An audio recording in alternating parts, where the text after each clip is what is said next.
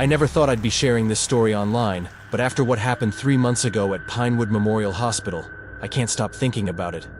I need to get this off my chest. Maybe someone out there has seen something similar. My name's Bryce.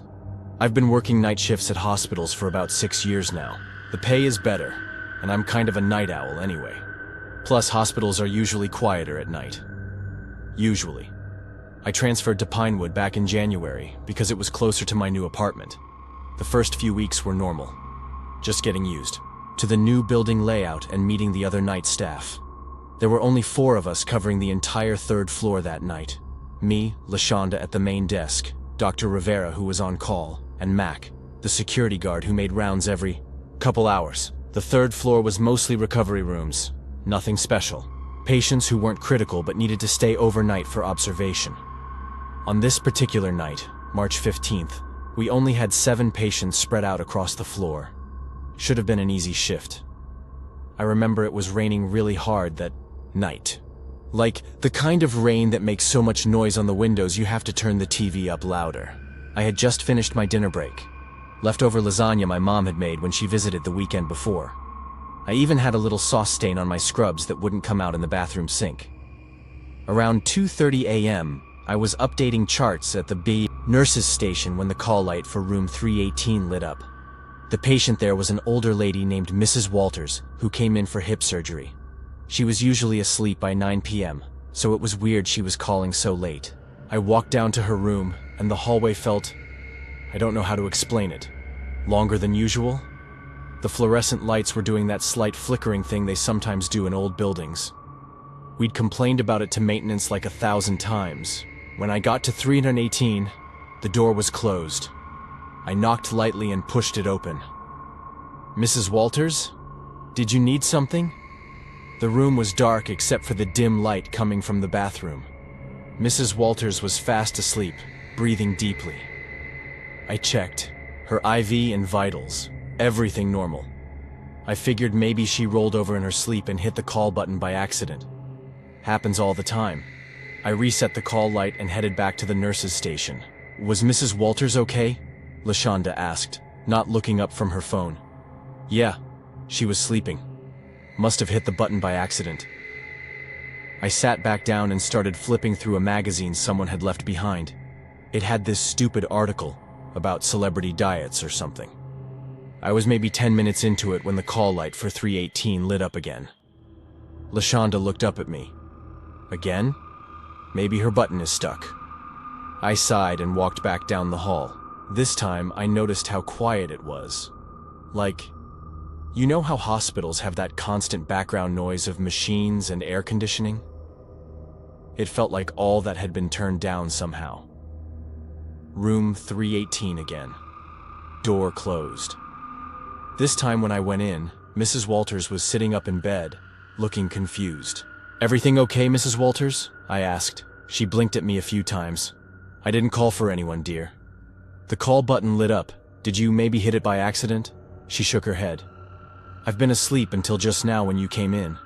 I checked. The call button. It was working fine. Not stuck or anything.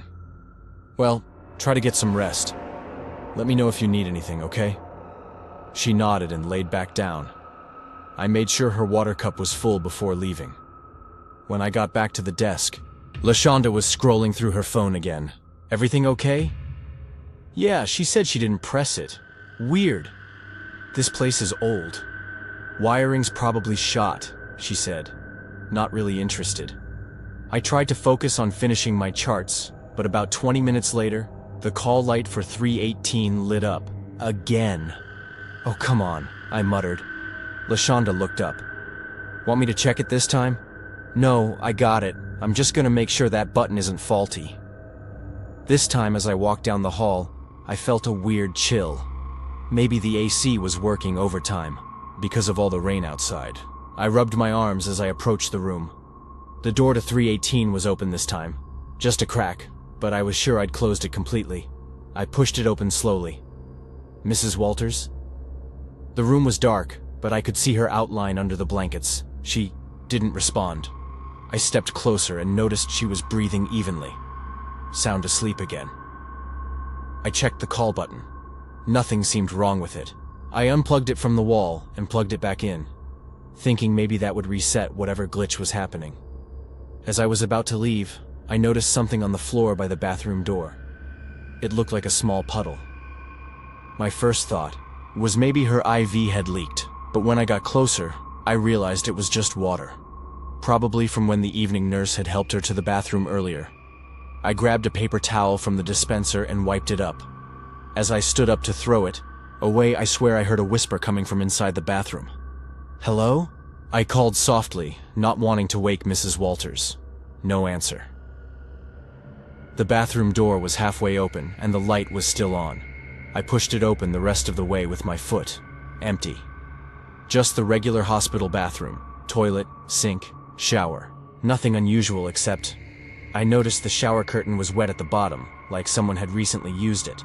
But Mrs. Walters couldn't shower by herself with her hip surgery, and her chart showed her last assisted shower was yesterday morning. I touched the curtain. Definitely damp. Maybe the evening nurse had wiped it down as part of cleaning? I made a mental note to check the chart later. I left the room, making sure to close the door firmly behind me.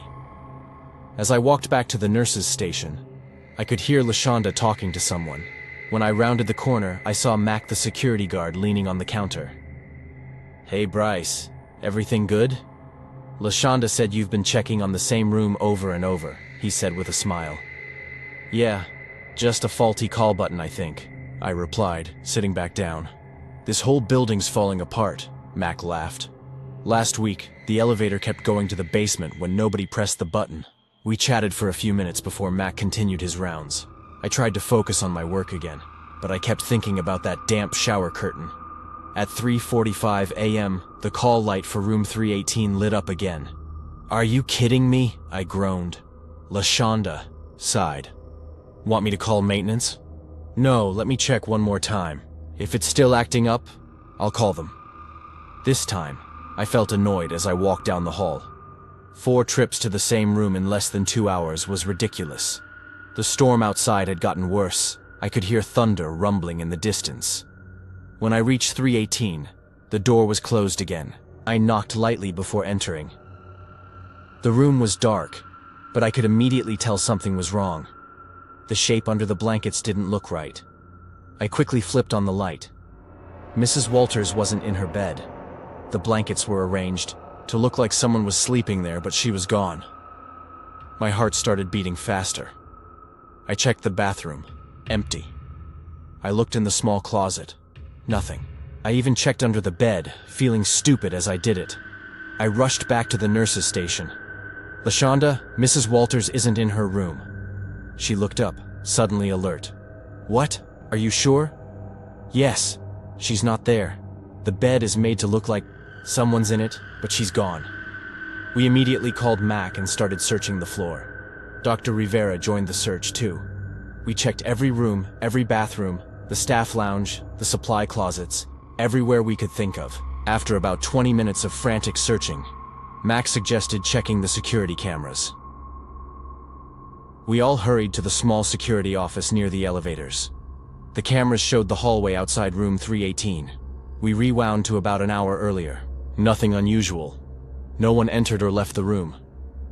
"Wait," Dr. Rivera said, pointing at the screen. "Go back further." We rewound to around 2:15 a.m. before the first call light. On the screen we saw a figure in dark clothes slip into room 318. The angle wasn't great, and the figure had their back to the camera. "Who is that?" I asked. "That's not hospital staff." We fast-forwarded through the footage. The figure never came out. Yet when I checked the room at 2:30, there was only Mrs. Walters. Mac immediately called hospital security and the police. The entire floor went into lockdown mode. It was nearly 5 a.m. when they found Mrs. Walters.